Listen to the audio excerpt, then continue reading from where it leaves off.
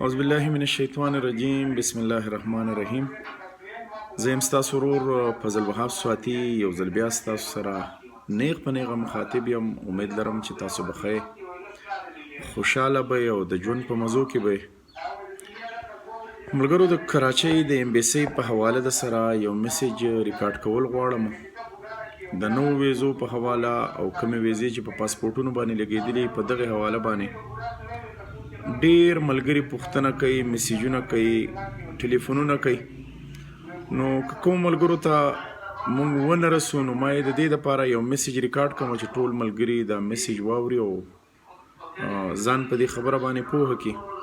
ملګرو، د کراچۍ امبیسي تر اوسه پورې په نوو ویزو باندې کار نه دی شروع کړی او کومې ویزې چې په پاسپورټونو باندې لګېدلې دي نو په هغې باندې هم کار نه دی شروع کړی. د کراچۍ چې کوم امبیسیډر و هغه راغلی و، بیا واپس تللی دی سعودي عرب ته. د کراچۍ د امبیسۍ په حواله د وینا مطابق چې دغه امبیسیډر به راځي په 15 نواله تر د 17 تاریخ پورې د ده واپسي ده، واپس به راځي. چې کله واپس راشي نو بیا به دا د دې نوو ویزو او کومې چې په دې پاسپورټونو باندې لګېدلي د دغې ویزو په حواله باندې به بیا خبره اتره کوي او انشاءالله مونږ پر امید یو د هغوی د وینا مطابق چې انشاءالله 17 تاریخ نه پس په بیا په دې نوو ویزو دا کومې چې پاسپورټونو باندې لګېدلي دي په دې باندې به مونږ کار شروع کوو. زه اوس د ټولو ملګرو ته کوم چې ویزې لګېدلي دي ته زه دا یو پیغام رسول غواړم چې ملګرو تاسو کم از کم د کفیلانو نه لیټرې راوړئ، خو چې د کفیل مهر او دستخط پې ضروري.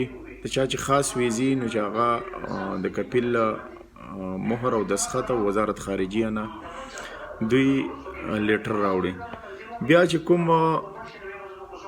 ملګري دي چې د هغې ویزې لا نه دي لګېدلي نو هغوی د 17 تاریخه پورې انتظار وکړئ. 17 تاریخ نه پس چې څنګه امبیسیډر راشي او پیغام جاری کړي د ویزو په حواله باندې نو انشاءالله هغه وخت به مونږ ستاسو سره بیا میسیج ریکارډ کو. نو دغه خبره ده د کراچۍ د امبیسۍ په حواله کوم ملګري چې میسیجونه کوي چاته جواب نه رسېدلی، په واتساپ باندې میسیج کړی هغې ته جواب نه رسېدلی، یا یې ټلیفون کړی مونږ ټلیفون نه چوت کړی. نو ملګرو دغه د کراچۍ د امبیسۍ حال دی چې هغې تر اوسه پورې نه په زړو ویزو کار شروع کړی نه په نوو ویزو باندې کار شروع کړی. نو لہذا تاسو د 15 نواله د 17 تاریخه پورې د امبیسیډر د راتلو پورې انتظار وکړئ. خو د هغه د راتلو نه مخکې که تاسو ځان له لیټرې د کپیلانو نه راوغواړئ نو بهتره به وي. د خاص ویزو خبره خو ما وکړه، خو د عامو ویزو په حواله باندې دا خبر دی چې هغه به غرفه تجاري پلس وزارت خارجیه او د کپیل مهر او دستخط دغه به ورسره ډېر زیات ضروري.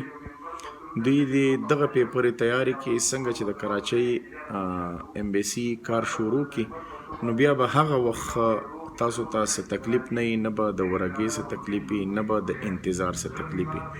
او باقي انشاءالله چې تاسو ته میډیکل به خامخا کوئ ځکه چې ضروري دی. باقي د پروټیکټر خبره ده نو انشاءالله چې پروټیکټر تاسو ته معاف شي. امید لرم چې تاسو زما په خبره پوه شوي. انشاءالله نوی نظام راتلو پورې زما د غږ په انتظار اوسئ. ډېره مننه.